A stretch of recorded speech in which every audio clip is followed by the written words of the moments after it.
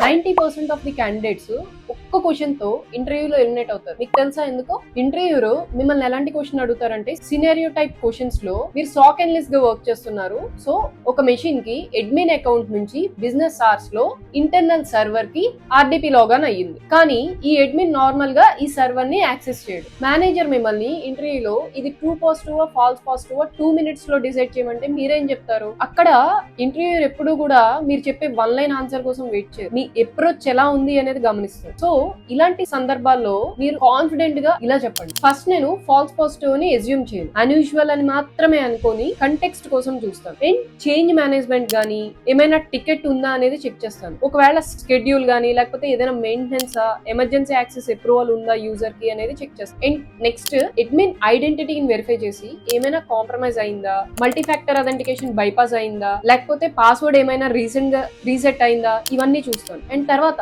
Base line behaviour ని compare చేస్తాను. Like ఈ అడ్మిన్ ప్రీవియస్ గా ఈ టైప్ ఆఫ్ యాక్సెస్ చేశారా, రోల్ ఏమైనా చేంజ్ అయిందా ఈ యూజర్, ఇలాంటివి చెక్ చేస్తాను. And finally destination server criticality చూస్తా. ఏం డేటా సిస్టమ్ ఇది, అంటే ఈ సర్వర్ లో ఏ టైప్ ఆఫ్ డేటా ఉంటుంది, ఇలాంటివన్నీ చెక్ చేస్తాను. నాకు గానీ ప్రాపర్ ఎవిడెన్స్ లేకపోతే ఇన్కన్క్లూజివ్ అని భావించి దీన్ని ఫర్దర్ ఇన్వెస్టిగేషన్ కోసం ఎస్కలేట్ చేస్తా అని చెప్పండి. అది కూడా ప్రాపర్ డాక్యుమెంటేషన్. ఇంటర్వ్యూర్ ఇక్కడ చూసేది మీరు ఎలా ఎక్స్ప్లెయిన్ చేస్తున్నారు అనేది, జస్ట్ ఎస్ ఆర్ నో అనే ఆన్సర్ కాదు. ఎవిడెన్స్ బేస్డ్ రీజనింగ్ తో డెసిషన్ తీసుకుంటున్నారా లేదా అనేది చూస్తారు. రియల్ గా కూడా ఇదే జరుగుతుంది. గుడ్డిగా గెస్ చేసే వాళ్ళు ఫెయిల్ అవుతారు, ఎవిడెన్స్ తో డిసైడ్ చేసే వాళ్ళు L3 అవుతారు.